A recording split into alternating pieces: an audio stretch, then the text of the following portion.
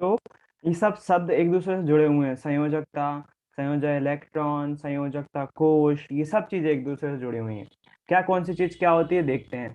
Chlorine का उदाहरण लेके समझते हैं। क्लोरीन का परमाणु क्रमांक होता है 17।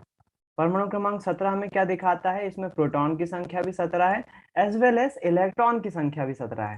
दोनों की संख्या कितनी है, 17। फिर भी इसका परमाणु क्रमांक हम किसके बेस पर लेते हैं, प्रोटॉन के बेस पर रहते हैं। क्यों, क्योंकि इलेक्ट्रॉन कम ज्यादा होते हैं। कैसे, संयोजकता की डेफिनेशन में पता चलेगा। सॉरी। तो 7 इलेक्ट्रॉन है, 17 इलेक्ट्रॉन है इसमें, तो इसका हम परमाणु मॉडल कैसे बनाते हैं, बीच में होता है नाभिक, जिसको हम न्यूक्लियस बोलते हैं, है ना, न्यूक्लियस है नाभिक। और इसमें कौन कौन से कण होते हैं, इसमें होते हैं प्रोटॉन और न्यूट्रॉन, प्रोटॉन और न्यूट्रॉन। ये बना ली मैंने पहली कक्षा, ये बना ली दूसरी कक्षा। पर्टिकुलर गोल नहीं होता है, ये आप लोग सभी जानते हैं, लेकिन बनाना पड़ता है ना समझाने के लिए। गोल नहीं होता है, जो परमाणु मॉडल होता है वो गोल नहीं होता है। तो पहले नाभिक में कौन हो गए, प्रोटॉन और न्यूट्रॉन। प्रोटॉन की संख्या कितनी होगी, 17। न्यूट्रॉन डिपेंड करता है समस्थानिक पे। इलेक्ट्रॉन कितने हैं, 17। तो पहले कोश में कितने इलेक्ट्रॉन, 2। मैं कलर यही रखता हूँ अभी। पहले कोश में 2 इलेक्ट्रॉन, दूसरे कोश में 8 इलेक्ट्रॉन। किस फॉर्मूले से, 2n² के फॉर्मूले से। कौन ने दिया था, नील्स बोर ने दिया था, है ना। ये 4 हो गए। मैं क्रॉस बना रहा हूँ, इलेक्ट्रॉन डॉट भी बना सकते हो, जरूरी नहीं है, दिखाने के लिए कुछ भी दिखा सकते हैं। ये 8 इलेक्ट्रॉन हो गए, 8 इलेक्ट्रॉन हो गए, 8 और 2 10, 10 हो गए। फिर उसके बाद कितने बचे, 7 बचे ना। तीसरे कोश में 18 भरे जा सकते हैं, जबकि हैं कितने, केवल 7। 1 2 3 4 5 6 7। अंतिम कोश में, जो ये अंतिम कोश है ना आपका, ये वाला कोश, इसको मेरे को कलर चेंज करना चाहिए था। खैर ठीक है। ये वाला कोश जो है ना, ये वाला कोश जो है, इसके इलेक्ट्रॉन जो है वो कहलाते हैं संयोजी इलेक्ट्रॉन। मतलब जो संयोजकता में पार्ट लेते हैं उन इलेक्ट्रॉन को बोलते हैं हम संयोजी इलेक्ट्रॉन। जो संयोजकता बनाने में पार्ट लेते हैं उनको हम संयोजकता, संयोजी इलेक्ट्रॉन बोलते हैं। संयोजकता क्या होती है, संयोजकता होती है इसके अंतिम कोश में अष्टक पूरा करना हो या फिर कोश पूरा भरना हो। दोनों ही केस हो सकते हैं, ज्यादातर अष्टक पूरा करने को बात होती है। अष्टक पूरा करने के लिए जितने इलेक्ट्रॉन लेने या देने की आवश्यकता होती है उसे हम उस तत्व की संयोजकता कहते हैं। याद रखिएगा, अंतिम कोश में अष्टक पूरा करने के लिए जितने इलेक्ट्रॉन लेने या देने की आवश्यकता होती है उसे हम संयोजकता कहते हैं। तो उदाहरण के लिए क्लोरीन का उदाहरण ले लो। अंतिम कोश में कितने इलेक्ट्रॉन है, 7 इलेक्ट्रॉन है। इसको 1 इलेक्ट्रॉन लेने की आवश्यकता है, बाहर से इसको 1 इलेक्ट्रॉन मिल जाए तो इसका संयोजकता, मतलब इनकी संयोजकता कोश पूरा हो जाएगा या अष्टक पूरा हो जाएगा। 8 इलेक्ट्रॉन पूरे हो जाएंगे अंतिम कोश में, इसलिए इसकी जो संयोजकता होगी, वैलेंसी जो होगी, वो होगी 1 इलेक्ट्रॉन, यानी कि 1।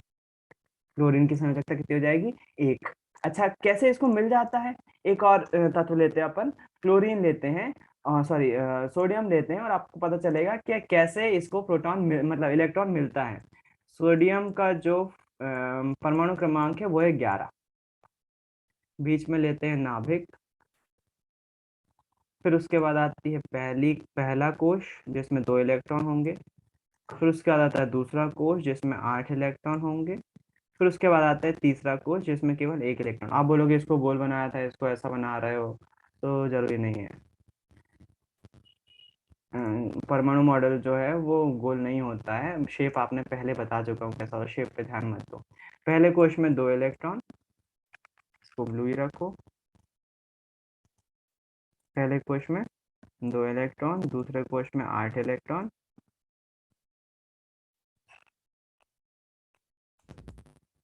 तीसरे कोश में केवल और केवल 1 इलेक्ट्रॉन।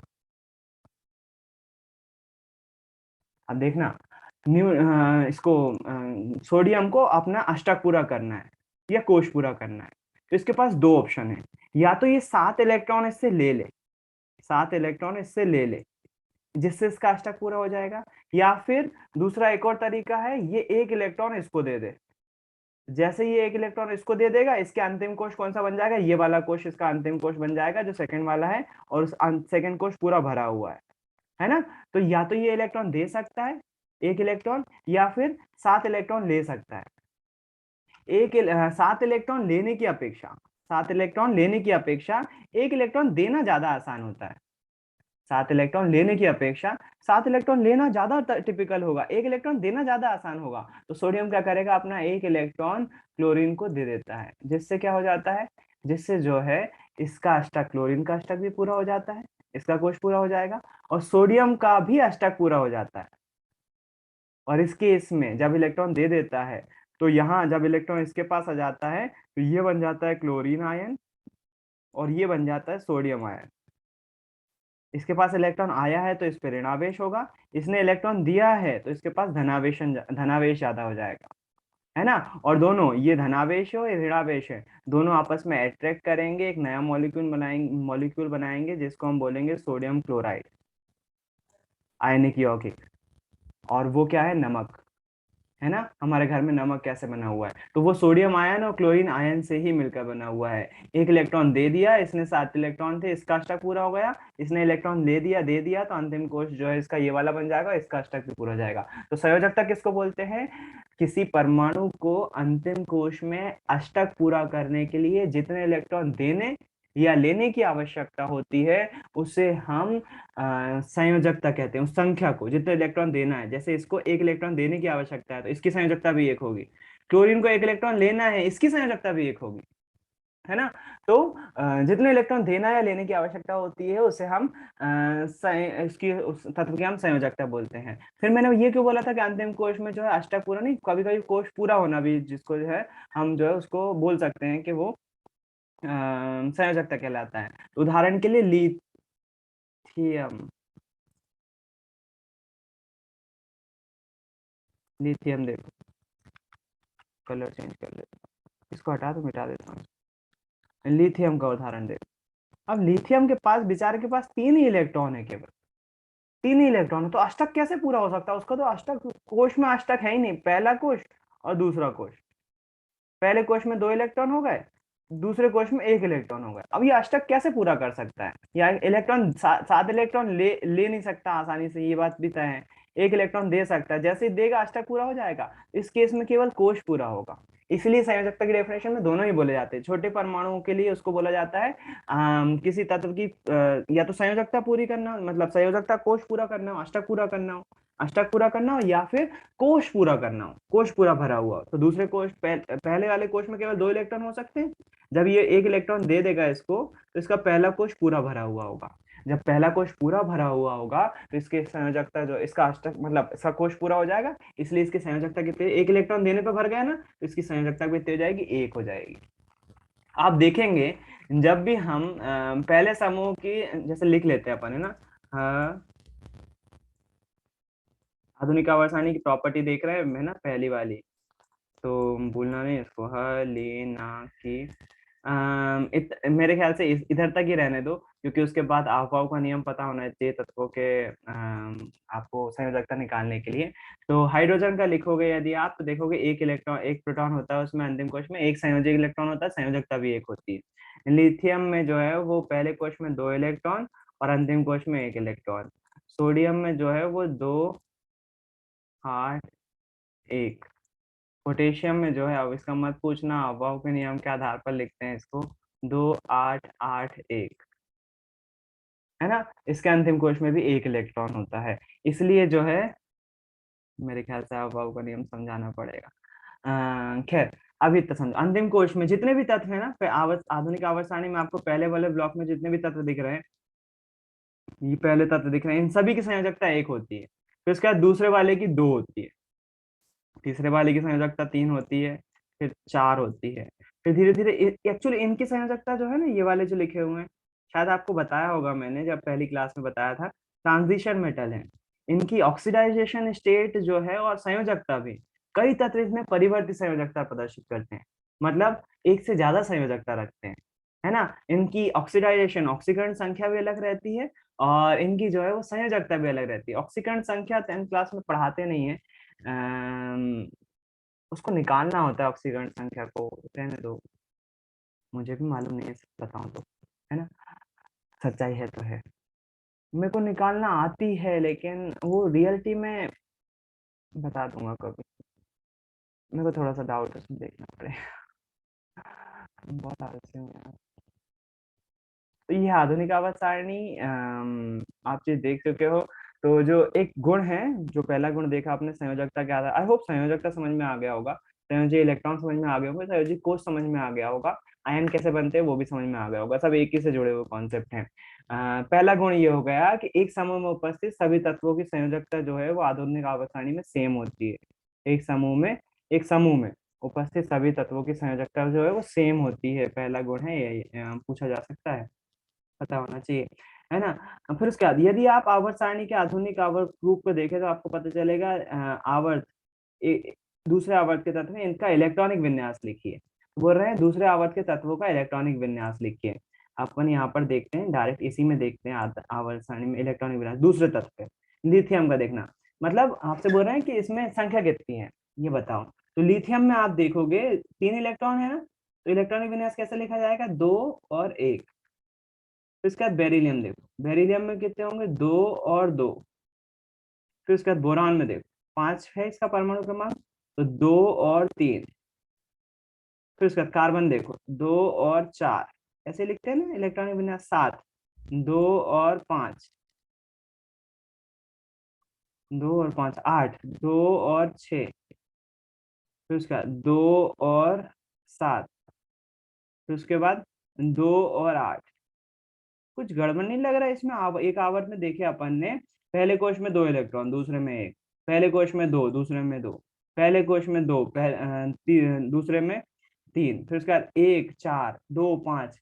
एक चीज कॉमन आ रही है इसमें, जो कोश की संख्या है, कोश की संख्या है वो 2 के 2 बनी हुई है।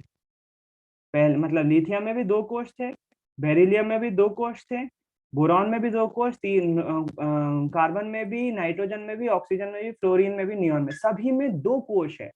पहले कोश में 2 इलेक्ट्रॉन, दूसरे कोश में संख्या बदल रही है, 1 2 3 4।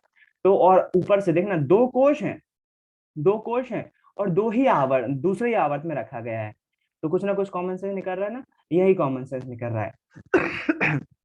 पहला जो आवर्त है उसमें जितने भी तत्व मौजूद है, 2 तत्व मौजूद हैं, उसमें केवल आवर्त की संख्या, जो कोश की संख्या होगी वो कैसी होगी, 1 होगी।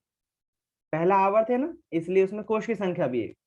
दूसरे आवर्त में कोश समझते हो ना, कक्षा जिसको बोलते हैं नाभिक के बाद, KLMN नील्स बोर, पहला दूसरा तीसरा, है ना। तो जैसे ये कोश की संख्या के आधार पर आवर्त सारणी है, तो आधुनिक आवर्त सारणी का दूसरा ये विशेष गुण है। पहला क्या हो गया, संयोजकता, एक समूह में उपस्थित सभी तत्वों की संयोजकता जो है वो समान होती है। दूसरा क्या हो गया, आवर्त में जो कोशों की संख्या है वो सेम रहती है। मतलब एक आवर्त में उपस्थित 2 तत्व है, हाइड्रोजन और हीलियम, इसमें जो है वो आवर्त पहला आवर्त है इसलिए कोश की संख्या कितनी होगी, 1। दूसरे आवर्त में कोश की संख्या कितनी हो जाएगी, 2। तीसरे आवर्त में कोश की संख्या कितनी हो जाएगी, 3। ऐसे जो है वो कोश की संख्या बढ़ती जाएगी। इसके आगे क्यों नहीं बता रहा हूँ, क्योंकि 10th क्लास तक हम केवल 20 परमाणु क्रमांक तक ही पढ़ते हैं, उसके आगे अफबाऊ का नियम लगाना पड़ता है, इसलिए आगे नहीं बता रहा हूँ, है ना। तो 1 2 3 बता दूंगा, बेफिक्र रहो, मैं इंट्रोडक्शन दूंगा आपको अफबाऊ के नियम का, इंट्रोडक्शन ही दूंगा, ज्यादा डीप में पढ़ा नहीं सकता हूँ क्योंकि समझ में नहीं आएगा और टाइम वेस्ट करना हो जाएगा वो। तो ये 3 आवर्त जो है वो आवर्त की संख्या आप पे क्या डिपेंड कर रहा है, कोशों की संख्या, कक्षा कितनी है उसमें।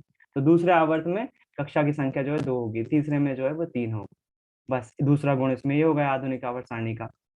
आगे बढ़ते हैं।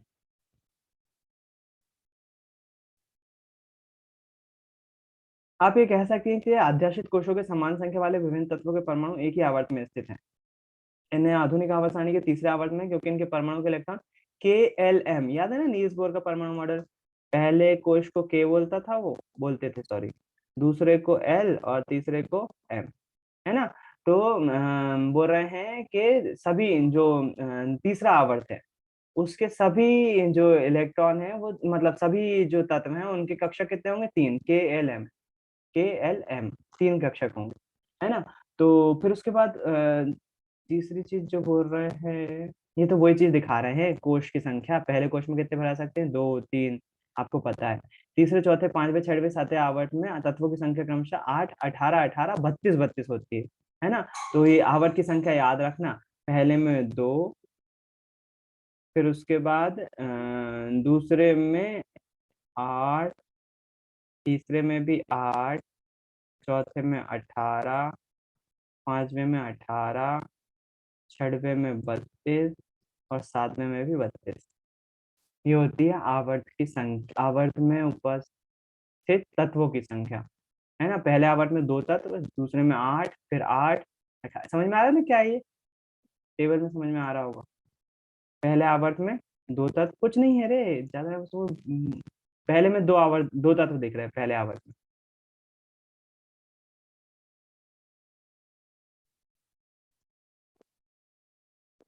पहले आवर्त में 2 तत्व, हाइड्रोजन और हीलियम।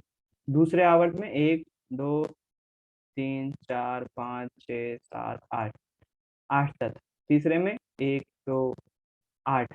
चौथे में 18, पांचवे में 18। इसमें ये वाली लेंथेनाइट है इसलिए 32 हो जाएंगे। सातवें में एक्टिनाइट श्रेणी है इसलिए 32 हो जाएंगे।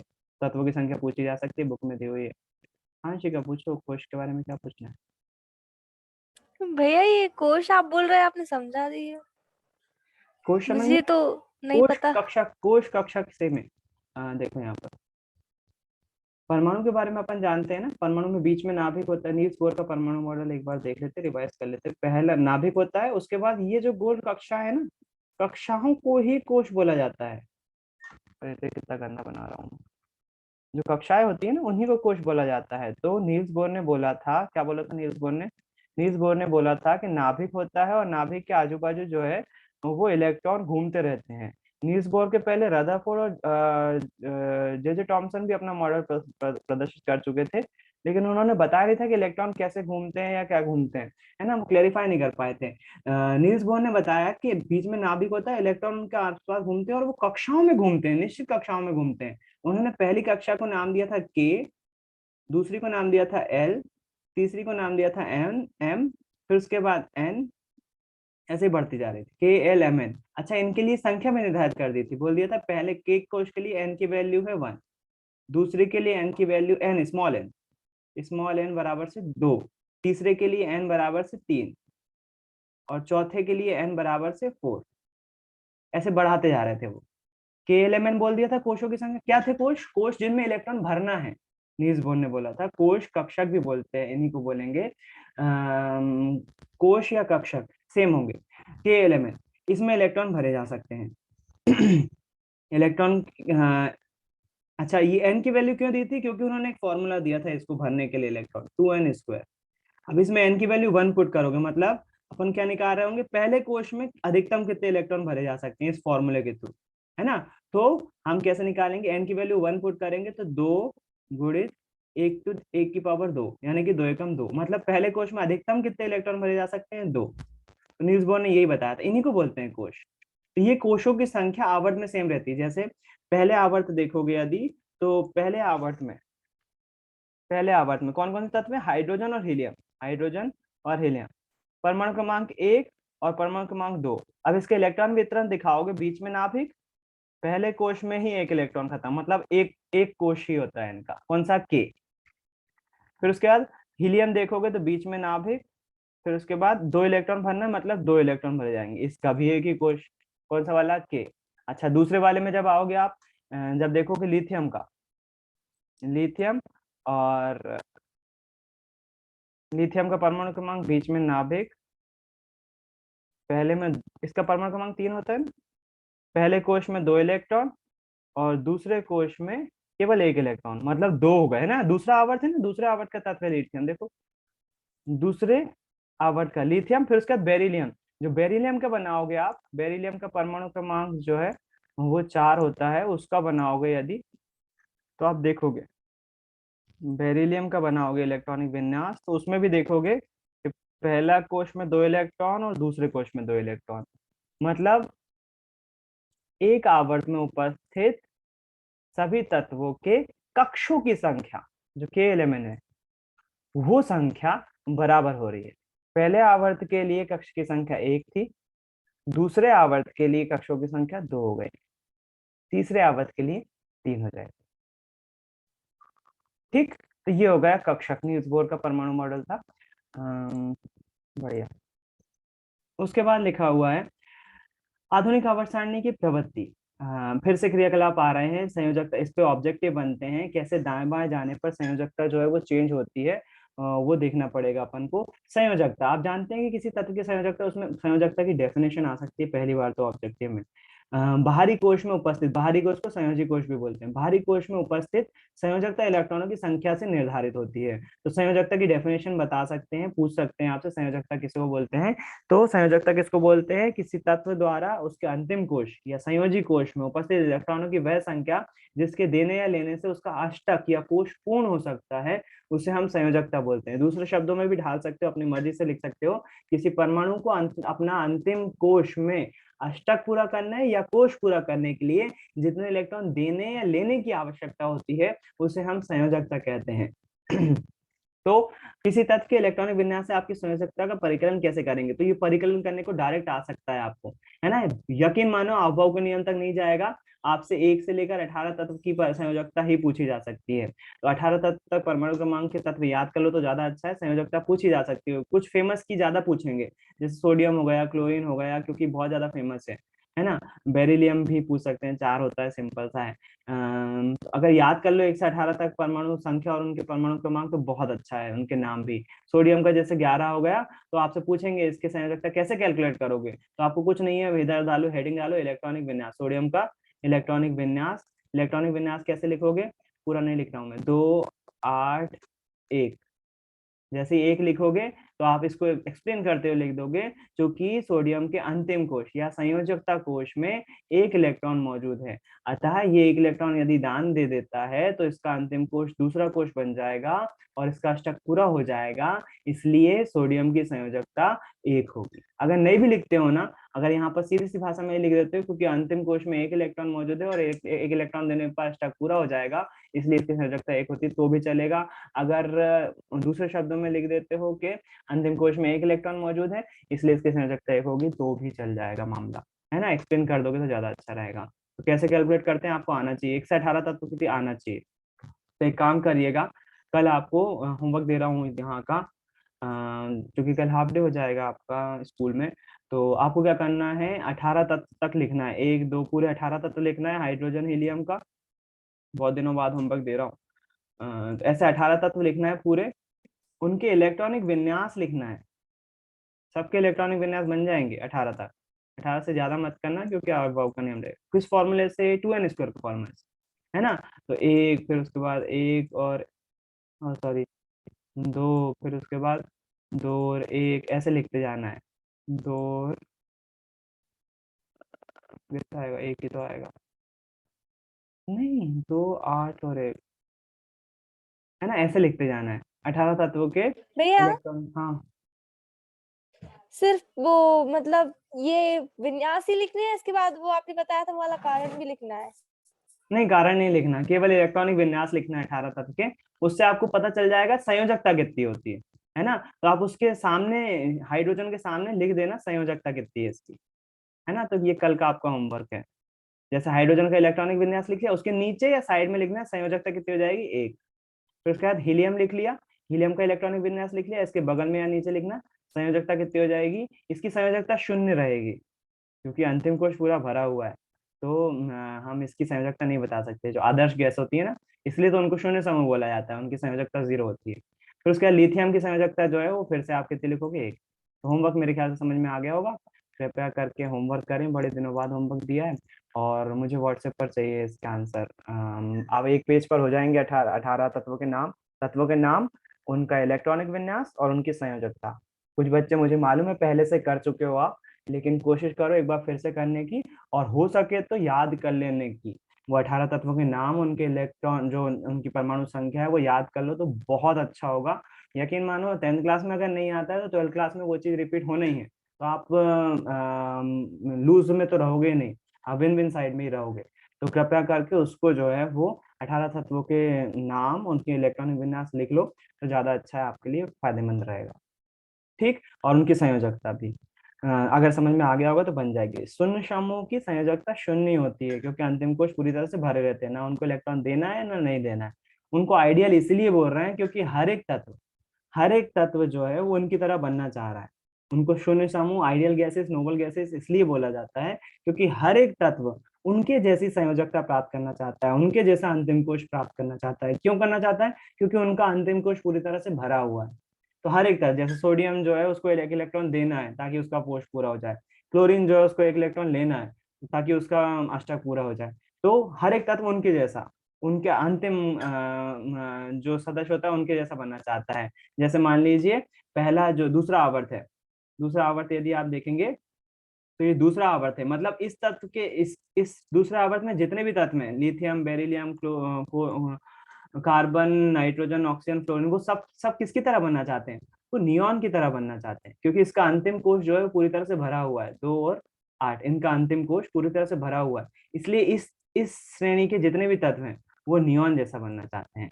इस श्रेणी के जितने तत्व हैं वो ऑर्गन की तरह बनना चाहते हैं, क्योंकि इसका अंतिम कोश जो है वो पूरा बना हुआ है। हाइड्रोजन किसकी तरह बनना चाहता है? हाइड्रोजन जो है वो हीलियम की तरह बनना चाहता है ना। इसलिए इसको आदर्श गैस बोला जाता है।